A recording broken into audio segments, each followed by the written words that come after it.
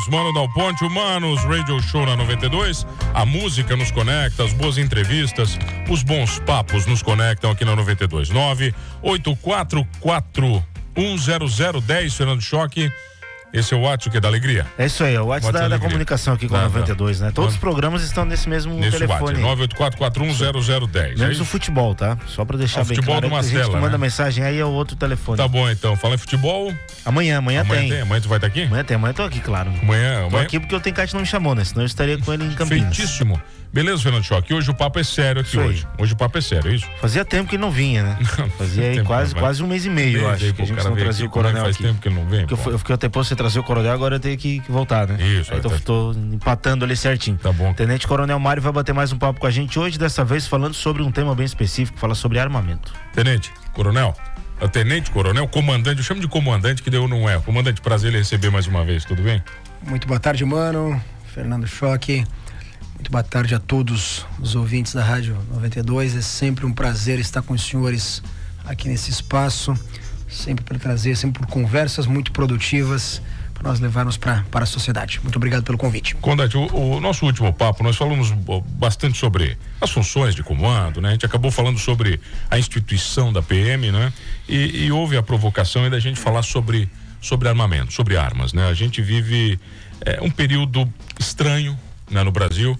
A gente passou, né, a gente comentava antes, né, o Brasil, na verdade, desde a década de 80 e 90 passou por fases diferentes em relação a armas, né? E, comandante, eu lembro que o meu avô andava com 38 numa capanga, na capanguinha, né? E sempre foi um homem de bem, sabe? Andava com aquilo para proteger sua família. Isso, vai lá, eu era pequeno, me lembro, né? E fora os agricultores da nossa região, quer dizer, sempre tiveram armados para proteger suas propriedades, historicamente. Agora, a gente parece que tá tudo muito diferente, tá tudo muito obscuro agora, a gente não consegue entender sobre o tema, né? Como é que você enxerga tudo isso? E aí, como comandante e a PM também, existe alguma posição específica da PM sobre o tema? Perfeito, mano.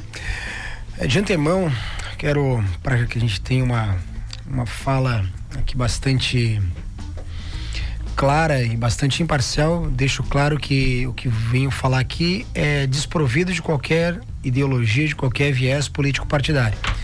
É a minha opinião, na verdade, a minha análise sobre esse contexto, uma análise jurídica e uma análise prática.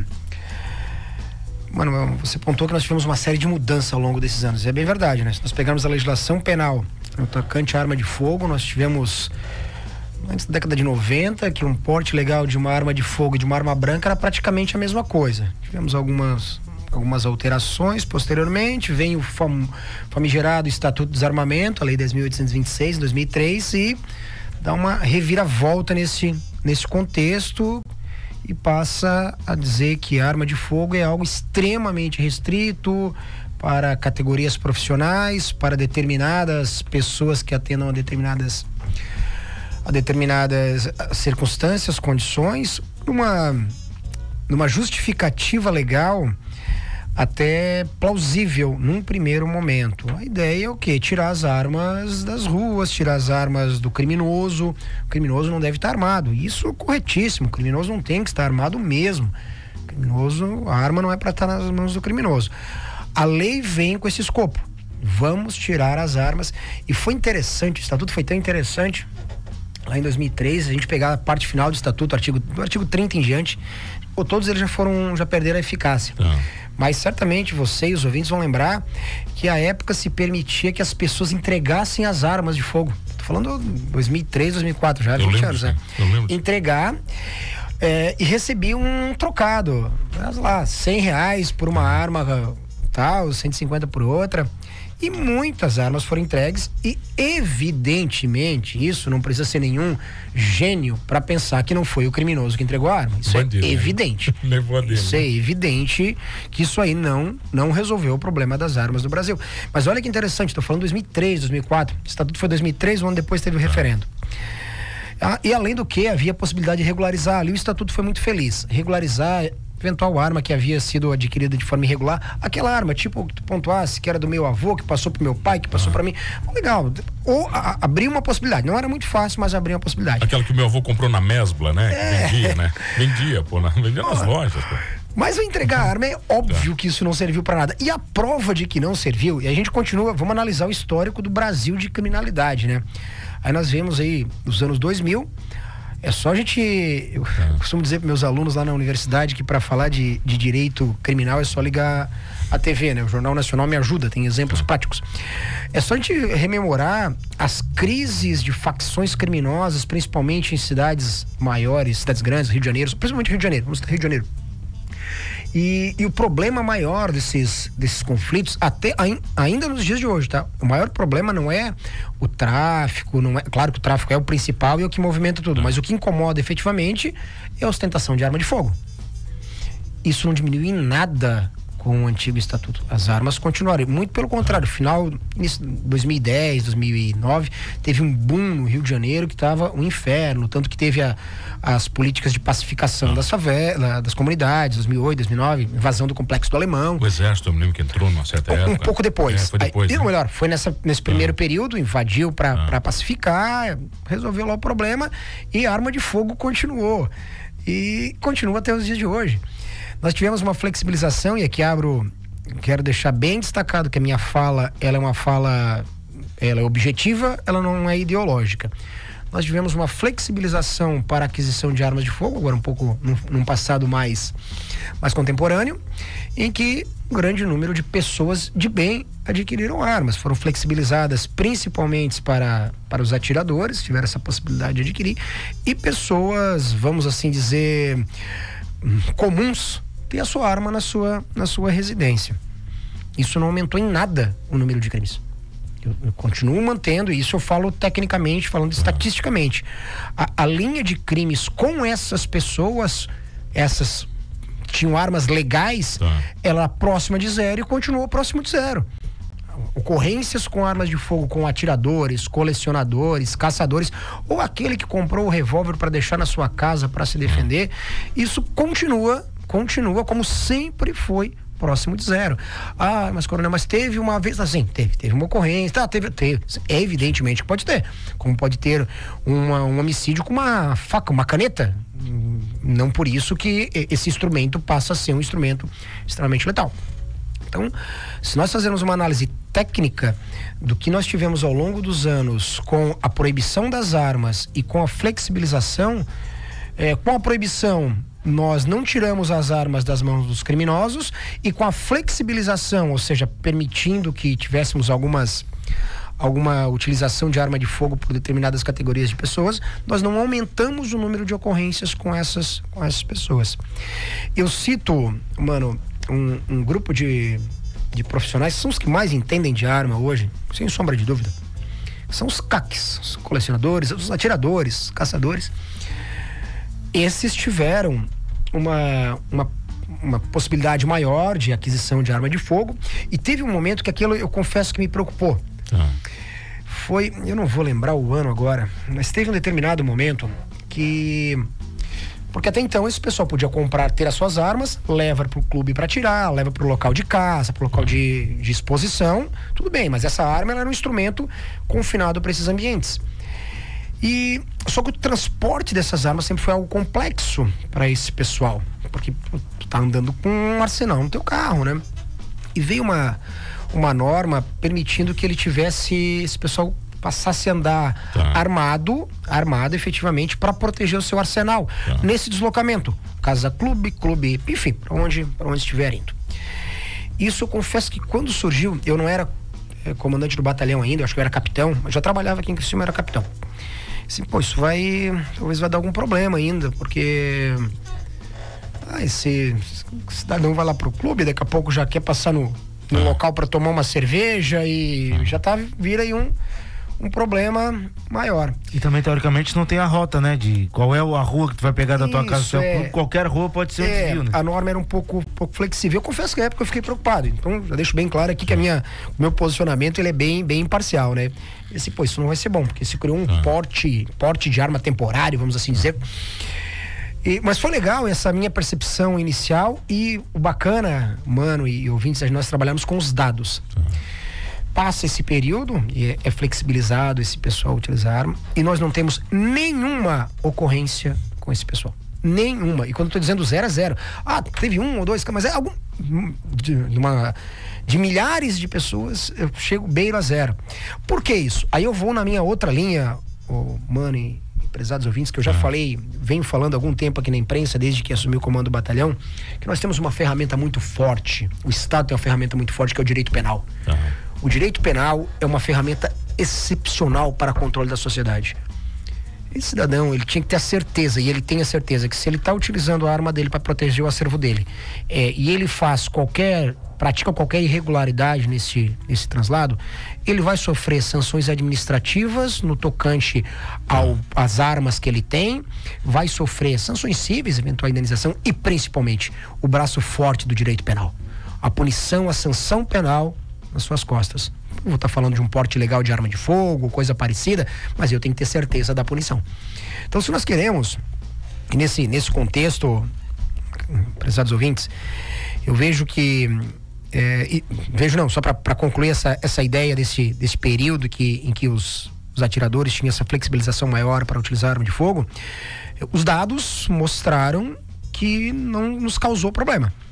Eu falo aqui pela nossa realidade, isso não, nenhuma ocorrência nesse sentido, mas também porque tinha-se ou tem-se a certeza de que qualquer irregularidade praticada, qualquer ilicitude, vai ser severamente sancionado. Ô comandante, agora se a gente pegar alguns dados em cima do que você está falando, né? Bom, eu sou CAC, eu nunca escondi isso, e com muito orgulho eu faço parte desse, né? Bom, eu faço parte dessa classe. O que eu sinto, comandante, é o seguinte: sempre que você está conversando com o CAC, principalmente sobre armas de fogo, bom, o que eu vejo é a preocupação com a segurança, ela é intensificada vezes 100, né? Entre os CACs principalmente, né? Um CAC acaba cobrando muito do outro, sabe, a segurança. Eu acho isso maravilhoso, sabe assim, o CAC, ele aceita que o outro puxe a orelha dele. Ele diz que assim, peraí, meu velho, tá errado aqui, você manuseou errado, não é assim que transporta, tu entende? Toma cuidado com isso, na sua casa tem que estar assim, e eu sinto muito isso vivo entre os CACs. Né, eles conversam muito sobre essa parte de segurança, assim, e eu acho isso a parte maravilhosa. Mano, existe um seriado antigo de TV, Homem-Aranha, todo mundo já viu Homem-Aranha, né? Peter Parker dizia, o seu tio dizia a ele, né? Grandes poderes requerem grandes responsabilidades. Isso foi um filósofo, isso é filosófico. Claro, se alguém quer portar uma arma de fogo, saiba que correrá o risco de sofrer sanções por isso. Isso está correto. É uma opção, até porque a opção, né? Ter ou não ter uma arma é uma opção. Se você quer ter ela, saiba de que se porventura você esquecer essa arma em um determinado local, você vai incorrer num crime de abandono, de omissão de cautela com uma arma de fogo.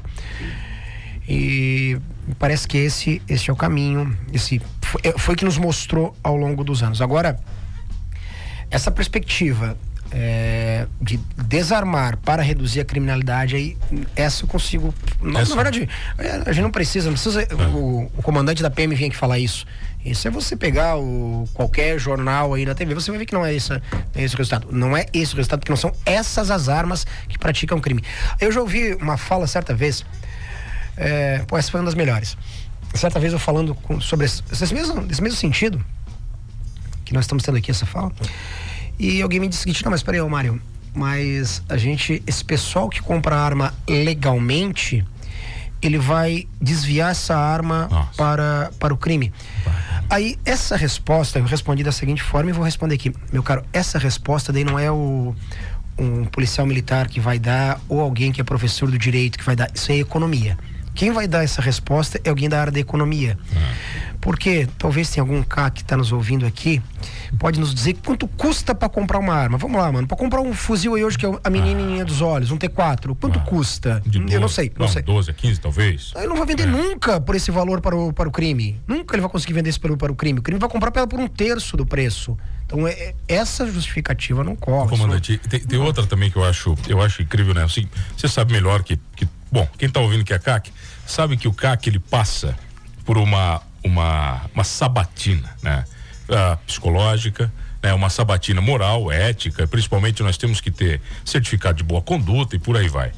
Como eu, CAC, que tenho certificado de boa conduta a minha vida inteira, né? Quer dizer, não é hoje, eu não virei uma pessoa de bem hoje, eu sou uma pessoa de bem há 40 anos, porque a minha família é de bem. Como eu vou vender a minha arma pro crime, comandante? Para mim, isso é um argumento, é uma idiotice esse argumento. Pois é, mas ainda assim, o teu argumento, que eu concordo com ele, mano, Poxa. Ele é subjetivo, né? Parte do pressuposto que a pessoa quer de bem. Né? Me escolhe. Você é de bem, continua sendo de bem. Mas digamos que não, vamos lá, o cara é mau caráter. Ele é mau caráter. Ele é CAC, mas ele é mau caráter. E ele tem lá um arsenal com 10 fuzis. O que ele pagou por esses 10 fuzis, ele não vai conseguir pelo crime, o crime não vai pagar essa fortuna pra ele.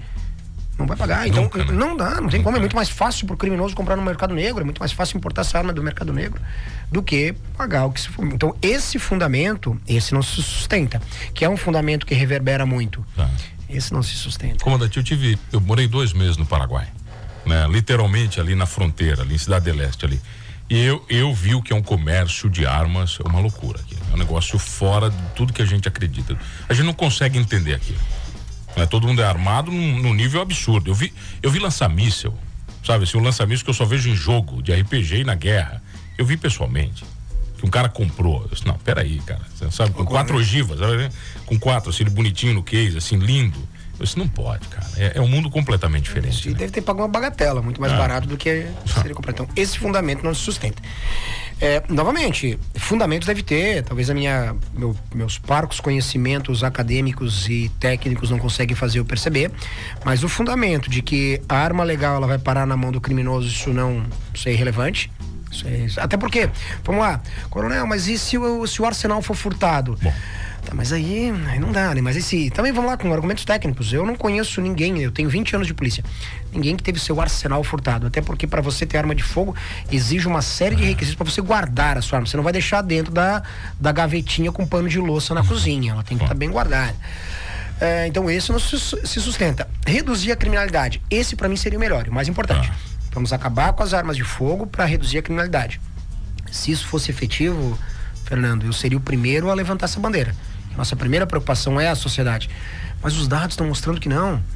Os dados estão mostrando que nós não estamos reduzindo crimes com uso de arma de fogo, violência letal, homicídios, lesões corporais e outros com o uso de arma de fogo. Nós não tivemos redução desde que essas políticas foram tomadas. E também não tivemos aumento no momento de flexibilização.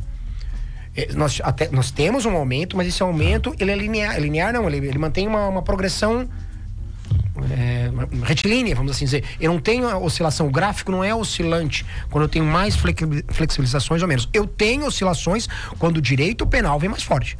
Aí sim. Vamos punir ferranhamente quem pratica tais crimes, aí pode ser.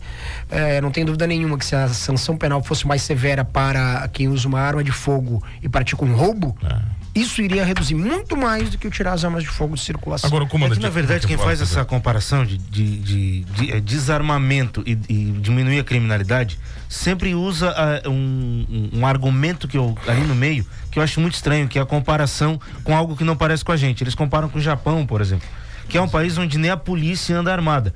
Só que assim, a estrutura do Japão é muito diferente da nossa, estrutura geográfica, estrutura política, estrutura social do país é muito diferente da nossa, e é um país que o cara tem pena de morte até para corrupção. Se importar a legislação japonesa pra gente, a gente resolveria muitos problemas também da nossa situação. Não, na verdade, se importar não só a legislação, se importar a cultura japonesa, principalmente. Eu sou muito reticente ao direito comparado, a compararmos com outros países. Sou muito reticente. Comparar com o Japão mesmo não dá, né? Nós estamos falando de um povo completamente diferente da nossa realidade. É um povo que se reconstrói depois de um terremoto em 2 dias. Imagina, não temos nem que nos comparar aí. Japão, Suécia, Noruega, Dinamarca, isso não dá pra gente. Nós temos que procurar pensar na nossa realidade. Temos que pensar na Argentina, no México. Não dá para pensar em países que têm essa cultura tão diversa. Eu já tenho reticência a nos compararmos com os Estados Unidos, que ainda tem uma ideia ocidental mais similar à nossa. Mas se quisermos comparar com os Estados Unidos, são um povo altamente armamentista. Mas eu tenho certa reticência a essa comparação, porque nós temos as nossas peculiaridades, né? Vamos lá, e agora também eu vou fazer uma fala para não parecer que eu sou tendencioso, contrário ao armamento, tá? Vamos fazer um contraponto. Muita gente fala, pô, mas o norte-americano, ele tem uma flexibilidade tão grande para comprar arma de fogo, vamos trazer isso para cá. Também não dá. Também não dá, porque nós temos todo um arcabouço legal por trás que é diferenciado. Nós temos que ter a nossa identidade. Veja, o norte-americano tem um direito penal sério, um direito penal ferrenho. Existe o norte-americano tem essa perspectiva punitivista, né? Nós temos aí, nossa população é parecida com a norte-americana, mais ou menos, a norte-americana um pouco maior. Nós temos aí pouco mais de 500, 600, 800 mil presos. Os Estados Unidos tem quase 2 milhões. Então eles têm essa perspectiva encarcerizadora. Comandante, agora contribuindo também com a sua colocação, o norte-americano com 8 anos de idade pegou em armas para defender sua liberdade. O brasileiro nunca lutou por liberdade alguma. Nós nunca pegamos em arma, comandante. A gente não teve essa cultura. Então por isso que não dá também, vamos lá, não dá para ser nem tanto ao céu, nem tanta terra. Nem tão desarmamentista como é o Japão, nem tão armamentista como é o norte-americano, porque o norte-americano é um povo beligerante, eles têm, como você muito bem pontuou, os norte-americanos, eles são beligerantes. E a indústria bélica fez com que eles sejam a nação desenvolvida que o é. Então eles têm uma cultura mais bélica e mais armamentista. Nós também não podemos chegar, ou pelo menos não nesse primeiro estágio, como é o norte-americano. Agora não dá, é para nós ficarmos, penso eu, né? Não dá para dizer que não dá, né? Eu não concordo com a forma como se justifica essa política não essa política, né? Essa postura desarmamentícia para reduzir a criminalidade, porque não está reduzindo, eu não vejo redução. Agora, comandante, se a gente fazer uma análise, por exemplo, Santa Catarina, você tem com certeza esses dados, né? Nós somos um estado privilegiado em tantas coisas, nossa cultura é diferente, a gente gosta de vender isso, né? E nós somos um povo armado. Santa Catarina, inevitavelmente, tem eu acho que imagino proporcionalmente uma grande quantidade de cidadãos armados em comparação a outros estados da federação. Qual é a relação disso, né, com a segurança pública? Por exemplo, a polícia militar, e quando eu falo, não é o senhor falando pela polícia, mas ela enxerga isso com bons olhos, o cidadão de bem armado, protegendo sua família. Como é que funciona isso? Já que tocasse nesse ponto institucional, eu vou aqui abrir um parênteses para que a gente não crie nenhum desentendimento, nenhum dissabor.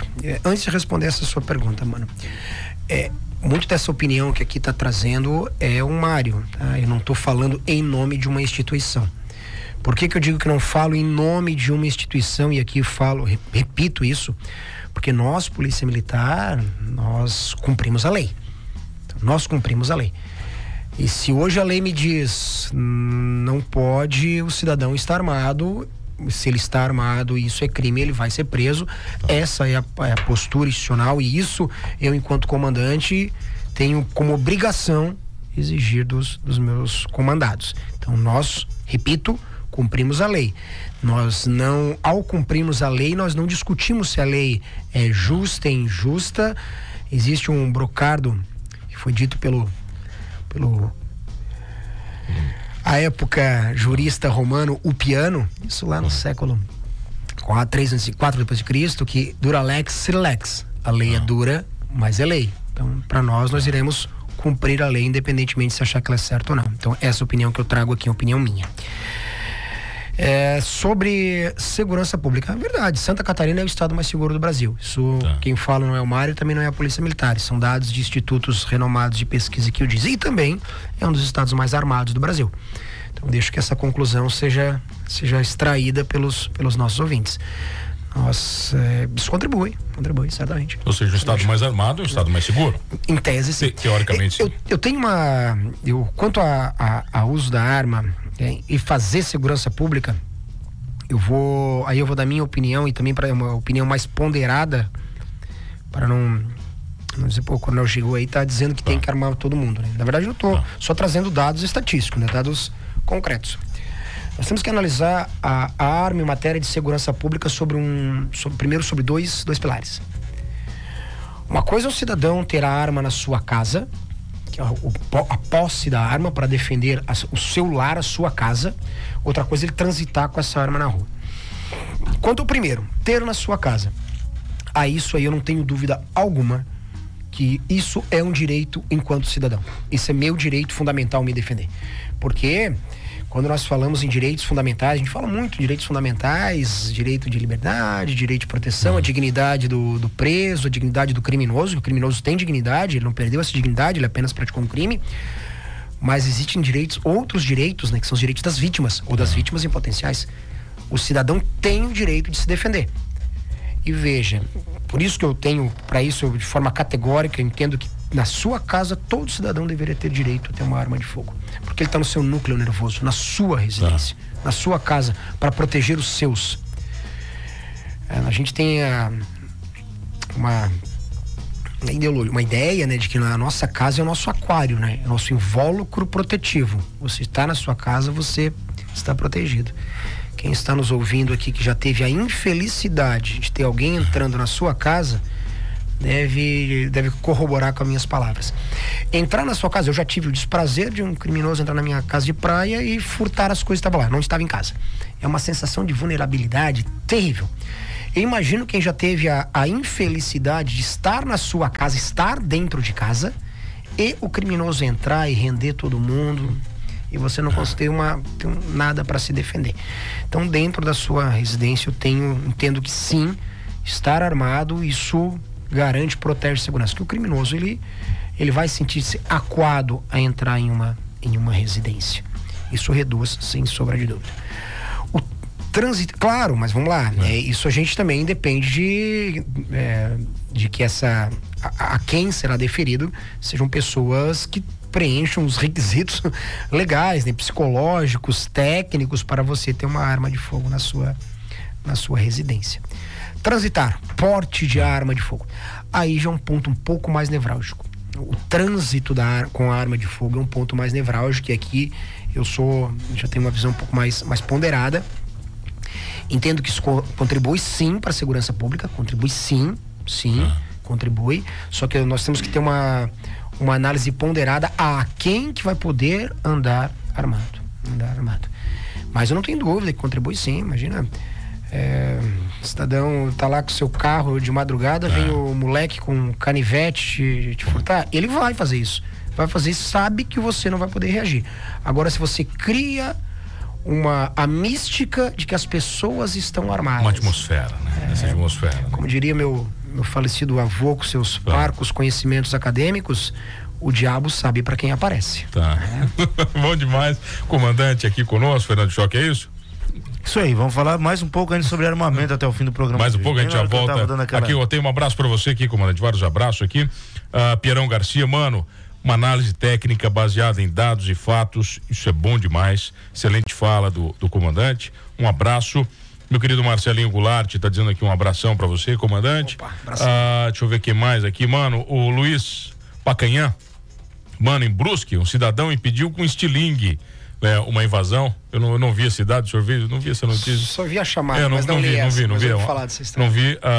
Quero mandar um abraço ao nosso querido Tony Provezano. Esse aí. O Tony vem hoje aqui no Multiverso. Ele vai vir no Multiverso? Vamos falar sobre segurança pública aqui no Multiverso hoje às 5 horas. Isso então. Então a programação é essa hoje. Só segurança pública aqui. Nossa então. Galera, né? Mano, boa tarde. Parabéns, mano, Choque, por trazer um tema tão importante. Um abraço ao Tenente Coronel Mário, um grande profissional, um grande abraço. Quero mandar um abraço especial, Fernando Choque, para ele, nosso novo patrocinador, Daniel Lanches. Boa. Agora, aí machucou o coração. Agora não vai dar, né, cara? Inclusive, o verdadeiro X Criciumense é Daniel Lanches e é o Manos Radio Show, é isso? Tamo aí. Vai vir aí, então acho que vem. Tem que vir. Vem forte pra nós, hein? Mas o ruim é o horário que ele vai vir, né? Porque se ele viesse depois das 6, poderia vir melhor assim junto, né? Mas acho que não vai dar. Tá bom, olha aqui, ó, então você é o verdadeiro X Criciumense, é Daniel Lanches, mais de 30 anos, tá bom? Mais de 30, tá de sacanagem, né? É tempo na chapa, hein? Tá bom, a gente já volta aqui no Manos Security Show, é isso? Boa essa, hein? Segurança Show, legal. Tá bom, a gente já volta, vai.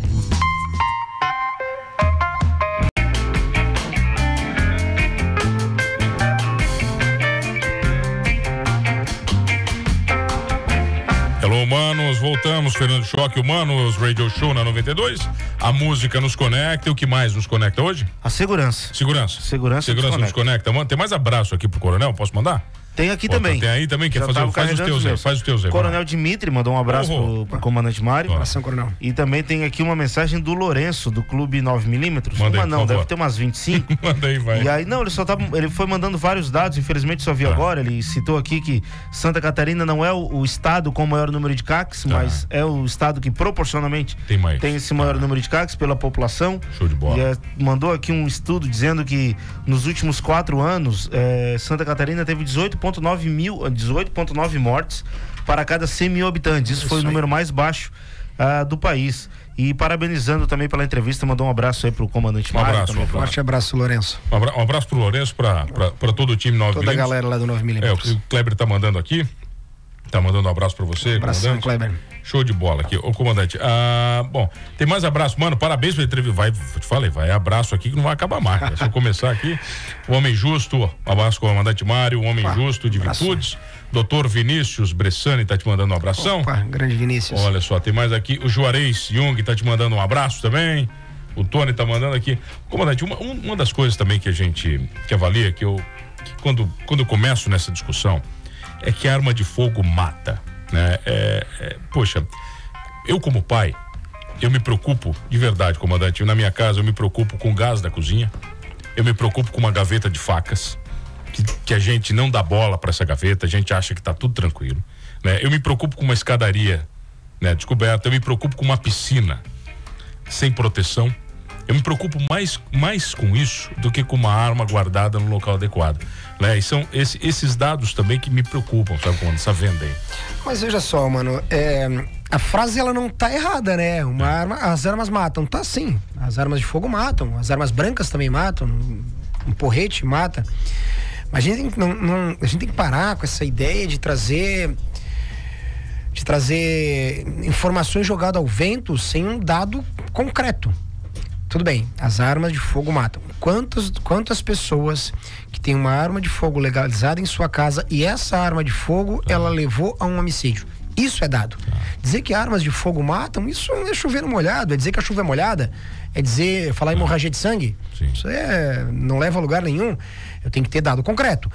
A partir do momento que mostrarem, tantas pessoas que eram CACs ou que não eram CACs, mas tinham arma na sua casa, essa arma foi utilizada para praticar um homicídio. Aí nós podemos conversar. Jogar conversa ao vento. Alguns dos crimes que mais trouxeram repercussão no Brasil, mais chocaram o Brasil, não teve a presença de uma arma de fogo, né? O caso da Suzane von Richthofen, por exemplo, matou os pais sem uma arma de fogo, e a família Nardoni também não precisou de arma de fogo para fazer o que fez, né? Sim, e alguém pode estar se perguntando assim, mas peraí, aquela arma, 2 cenários, né? Os 2 clássicos, dois cenários clássicos. Primeiro, aquele que tem uma arma de fogo e porventura ele se envolve em uma discussão e ele usa aquela arma de fogo para matar alguém. 2 respostas para isso. Primeiro, se ele o fez, direito, e para isso existe o direito punitivo. Responda pelos seus atos. Se ele ia fazer, ele quis matar o seu vizinho porque ele entrou numa discussão, ele ia matar com uma arma de fogo, com uma faca, com um porrete, com seja lá o que for, não foi a arma de fogo que foi utilizada. Uma briga de trânsito e o cidadão está armado. Mas comandante, eu ouvi tanto já da história da briga de trânsito. Não dá. Vamos trabalhar com números. Trabalhamos quantos casos nós tivemos desses. Eu encontro muito mais homicídio no trânsito com alguém que bebeu ou se drogou até não poder mais e saiu atropelando todo mundo, muito mais do que com armas de fogo. O álcool e o trânsito, com certeza, se a gente for avaliar, né, muito mais letal do que qualquer arma de fogo. Bom, tem mais questionamento aqui. Tem muita linha pra gente seguir, comandante. Por exemplo, assim, armas, tem uma realmente, eu me lembro de um episódio do Family Guy, que ele tem uma arma e ele joga a arma em cima da mesa porque a esposa começa a questioná-lo. Da filha? Que a arma mata. Daí ele bota a arma em cima da mesa e fala assim: arma, mate, por favor. E a senhora não tá me obedecendo, sabe assim? São então, memes, né? Mas pura verdade, mas construções. São memes que são filosóficos, né? Mas pura verdade. Não vai matar. Quer fazer uma pergunta? Não, eu tô só aqui. Comandante, uma pergunta pra você. Por que nós não tratamos no Brasil heróis como heróis? Por que a gente não trata aquele pai que defendeu a sua família como herói? E por que a gente não trata um policial né, que deu a sua vida, ou que dá a sua vida, sabe, pelo povo, ou em uma ocorrência, como herói no Brasil. Por que é tão maldito isso no Brasil? Essa sua pergunta responde aquele questionamento que foi feito anteriormente, ou aquele pontuação que nós trouxemos, porque no Japão a política armamentística é essa, nos Estados Unidos é outra. Questão cultural. O Japão tem heróis e ovaciona heróis, e os heróis são heróis de verdade. Nós temos bom, é minha opinião, mas enfim, eu parto da linha que, contrariando o Cazuza, os meus heróis não morreram de overdose. Nem os meus. Então, nossos heróis, nós temos a cultura de que nossos heróis morreram de overdose. Isso não pode pensar de forma correta. Então, desta forma que as nossas políticas públicas, e política pública inclui política armamentística, o pessoal da política pública vai me odiar ouvindo isso, mas inclui, ela não pode ser a mesma do Japão, a mesma da Suécia, a mesma dos Estados Unidos. Você falou da questão de ovacionar, de enaltecer autoridades, pessoas que deram sua vida pela defesa de outras. O norte-americano tem isso muito arraigado, até porque eles, lá nos anos 40, eles foram lá para Monte Castelo buscar a liberdade, foram para a Itália buscar a liberdade do Ocidente. Os heróis deles que foram para a Itália hoje estão enterrados no mesmo cemitério que os presidentes norte-americanos são enterrados. Sim. Os nossos que foram tomar Monte Castelo em 1944 são esquecidos. Quem sabe quem são os nossos heróis da FEB? Eu tenho certeza que a grande maioria da sociedade nem sabe o que é a FEB. Se eu disser que a cobra fumou, a grande maioria não sabe nem o que dizer que a cobra fumou, que os pracinhas foram a... E se eu falar pro senhor que tinha um pracinha içara, eu nunca entrevistei ele. Eu fiquei sabendo depois que ele partiu. Isso é um pecado. Depois meu pai contou isso. Não, ele foi pracinho. Assim, como que ele foi pracinha? Pô, como o cara foi pracinho jogar uma canastra comigo aqui e você não me conta? E ele não contava história, comandante. Ele não contava porque era...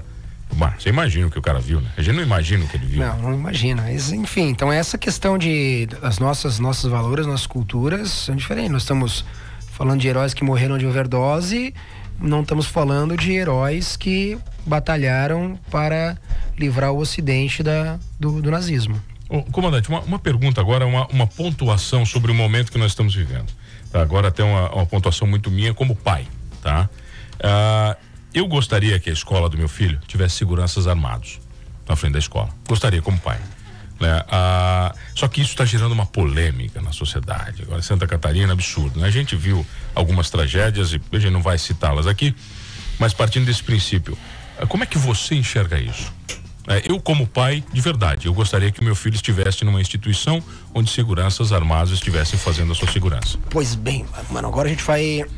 Talvez a gente até vai ser um pouco qual foi o escopo da nossa entrevista, mas eu vou fazer uma fala sobre isso. Isso tomou repercussão com aquele fatídico caso de Blumenau. Logo após o evento, a sociedade em situação pânica, em virtude de muitos fake news que passaram a ser veiculados nas redes sociais, de que isso iria ocorrer em outras escolas, isso era um jogo onde outras pessoas iriam fazer isso também, nós criamos um pânico na comunidade acadêmica. As escolas ficaram empolvorosas, os gestores públicos que atuam na área de educação empolvorosos, nós, policiais, numa situação extremamente inquietante, e muitos gestores de educação optaram por seguranças armadas nas escolas de forma imediatista para resolver o problema. À época eu tratei com algumas autoridades aqui da cidade, onde é a minha área de atuação, e me questionaram sobre isso. O que eu respondi, eu vou responder aqui ao vivo. Talvez seja, mas não por uma medida imediatista. De qualquer jeito. Talvez. Eu acho que isso aí tem que ser muito bem delineado. Naquele contexto não era. Certamente naquele contexto era só eu maquiar uma situação para levar uma sensação de tranquilidade momentânea. Não era a solução. Medidas de segurança pública, de políticas públicas, elas não podem ser imediatistas, elas dependem de pelo menos um estudo mínimo prévio, principalmente medidas a longo prazo. Eu digo por que isso aí ela tem que ser bem estudado. Você pode estar me perguntando, tá, comandante, então é isso contra a arma nas escolas? Não, uma coisa não tem nada a ver com a outra. Sim. Eu sou contra, de repente, criar-se uma atividade de segurança que não vai ser efetiva. Tá. Não adianta de nada botar alguém lá armado que não esteja preparado para agir, não esteja disciplinado para utilizar. Manter alguém parado na frente de um portão de uma escola, abrindo o portão e cuidando das crianças e também como sendo o herói para salvá-los com uma arma de fogo, isso não vai resolver. É possível que funcione? Sim, mas eu preciso de algumas estratégias um pouco mais abrangentes. No tocante à arma de fogo nas escolas, eu não vejo problema nenhum. Qual o problema de uma criança ver o guarda, o policial armado? Se cria uma mística em torno de arma de fogo que eu acho muito bizarra. Muito bizarra, no sentido, só ver a arma de fogo aparenta que a criança vai ficar traumatizada, vai querer comprar uma arma de fogo e vai matar seus amiguinhos. Não, que isso? É um instrumento como outro qualquer. O meu caso é meu instrumento de trabalho. É meu instrumento de trabalho. Eu tô sempre com ela, 24 horas estando ou não de trabalho. É o meu instrumento, e as pessoas, os meus próximos que me veem armado não ficam traumatizados porque eles estão me vendo armados. Isso é também de uma cultura muito pequena. A gente hoje, pelo menos em Santa Catarina, que somos, graças a Deus, um estado muito, muito evoluído, não tem aquele preconceito de ver um policial fardado e armado em determinados locais. Mas já me relataram cenários de que policial armado e fardado em determinado local, as pessoas ficaram desconfortadas com isso. Isso é uma idiotice sem tamanho. Eu queria que nós tivéssemos uma viatura em cada esquina. Mas evidente. Poxa, agora, eu lembro de uma cena, comandante. A gente tá falando de arma de fogo, de ostentar. Acho que eu não me lembro da época, Fernando, vai me ajudar, da história dos bad blocks nos Estados Unidos, porque que eles estavam quebrando tudo em Nova York, e eu me lembro que eles passaram por uma cidade onde a população foi pra calçada, todo mundo armado. Ninguém fez, só quieto, a população quieta. E aquele momento, essa cena, a revolução deles passou quietinha ali, com as bandeiras, ninguém falando nada. Aí eu vou citar o meu falecido avô, que não era nenhum filósofo, que tinha parcos conhecimentos acadêmicos, mas com muita visão de vida, né?